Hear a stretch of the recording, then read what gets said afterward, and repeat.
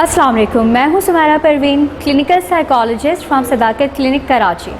जैसे कि आप सब ये जानते हैं कि हम टफ़ लव के बिलीफ सिस्टम्स को डिस्कस करते हैं और आज जिस बिलीफ सिस्टम को हम डिस्कस करने जा रहे हैं उसका नाम है मदद का लेन देन। मदद का लेन देन एक ऐसा बिलीफ सिस्टम है जिसे टफ़ लव की रूह भी माना जाता है। इस बिलीफ सिस्टम के ज़ेरे असर अगर हम यहाँ बात करते हैं तो हमारे पास जब फैमिलीज़ आती हैं और अपने बच्चे को यहाँ एडमिट करवाती हैं तो नॉर्मली वो हमसे इस बात का जिक्र करती हैं कि हमने अपने रिलेटिव्स को ये कह रखा है कि हमारा बच्चा इस्लामाबाद है या किसी ऑफ़िस विज़िट के लिए गया हुआ है या फिर वो किसी तबलीग में गया हुआ है या किसी दोस्त के पास किसी फंक्शन के लिए गया हुआ है। जिसका मतलब टोटली ये है कि वालिदैन माशरे में अपनी रिस्पेक्ट को लॉस नहीं करना चाहते हैं और वो माशरे में इस रिस्पेक्ट को बनाए रखने के लिए इस बीमारी को प्रमोट करते चले जा रहे होते हैं। वालिदैन को ऐसा लगता है कि अगर हम लोगों से छुपा लेंगे तो शायद हमारी इस बीमारी के बारे में किसी को पता नहीं चल सकेगा। बट फैक्ट इज़ दैट कि आपके हर रिलेटिव को इस बारे में पता होता है, बट वो आपका लिहाज करते हैं, आपकी रिस्पेक्ट करते हैं और वो ये चाहते हैं कि आप उन्हें खुद मदद के लिए पुकार लें। लेकिन आप इस इंतज़ार में बैठे होते हैं कि वो ख़ुद आपके पास मदद के लिए आ जाएं।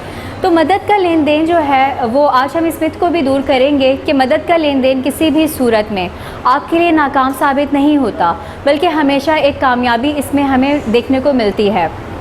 जब वालिदैन अपने क्लोज़ रिलेटिव्स को ये सारी बातें बताते हैं कि हमारा बच्चा एक नशे की बीमारी में सफ़र कर रहा है और ये बीमारी ऐसी है जो किसी भी घर में आ सकती है, तो इससे मायूब ना समझा जाए।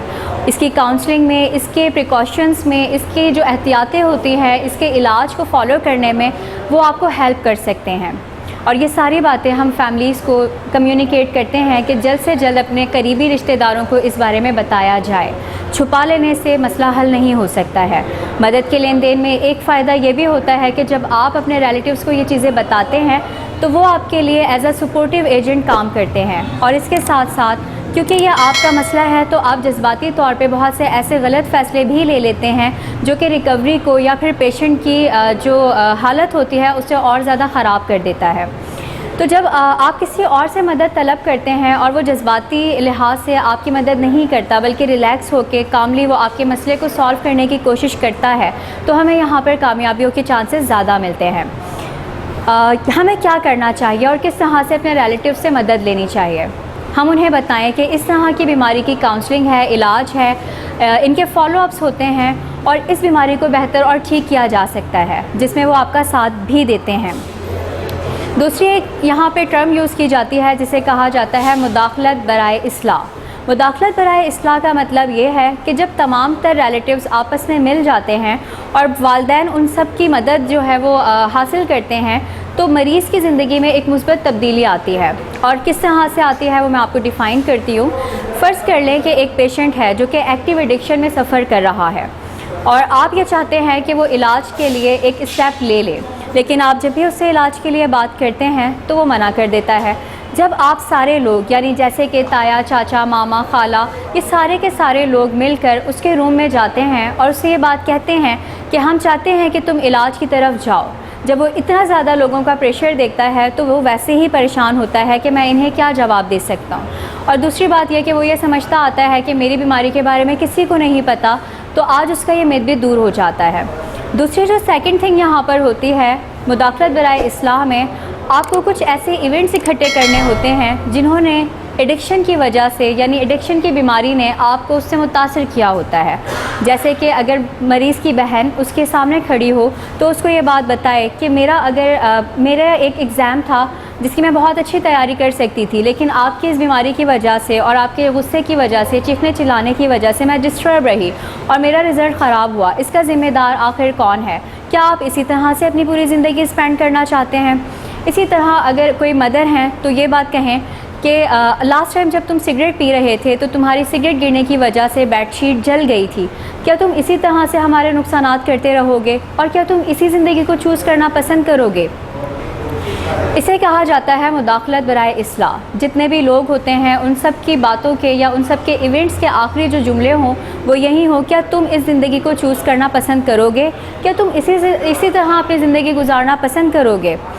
जब आप इस तरह के इंटरवेंशन करते हैं तो कुछ हालात पैदा होते हैं, जैसे कि मरीज़ का गुस्से में आ जाना, اگر مریض غصے میں آتا ہے تو اس وقت خاموش ہو جائیے، لیکن اپنے مدعے سے پیچھے نہ ہٹیے.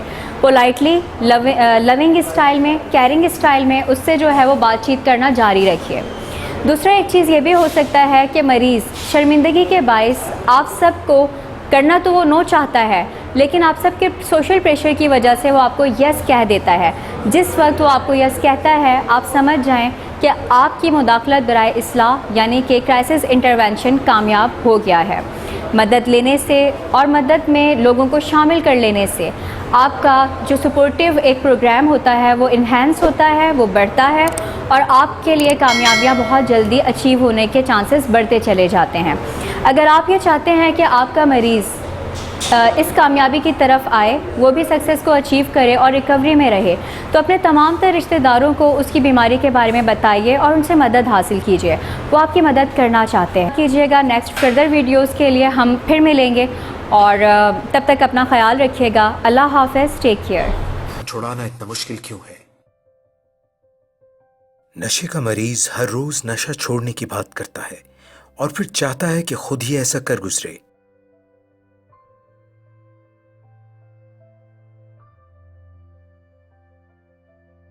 وہ اپنے دوستوں کو بتاتا ہے کہ اس نے ہمیشہ کے لیے نشہ چھوڑ دیا ہے، مگر یہ طریقہ زیادہ تر کام نہیں کرتا. آخر کار وہ پھسل جاتا ہے اور دوبارہ نشہ شروع کر دیتا ہے. پھر بہت ندامت ہوتی ہے. نشہ چھوڑنا اتنا مشکل کیوں ہے؟ نشہ چھوڑنا مشکل اس لیے ہے کہ یہ ایک دماغی بیماری ہے. نشہ کرتے رہنے کو دل چاہتا ہے، حالانکہ نشہ ہمیں برباد کر رہا ہوتا ہے. نشہ چھوڑنے کے لیے مدد کی ضرورت ہوتی ہے. ہمارا دماغ کنٹرول ٹاور کی طرح سگنل بھیجتا ہے تاکہ ہم جان لیں کہ کون سا کام کرنا ہے اور کون سا نہیں. وہ ہمیں دوسرے راستے بھی بتاتا ہے. نشہ کرنے سے دماغ کے کیمیائی سگنل بدلنے لگتے ہیں. آپ کی پسند اور ناپسند بدل جاتی ہے. پھر آپ وہ کرتے ہیں جو نشہ آپ سے کرواتا ہے. آپ پوری طرح نشے کے قابو میں آ جاتے ہیں.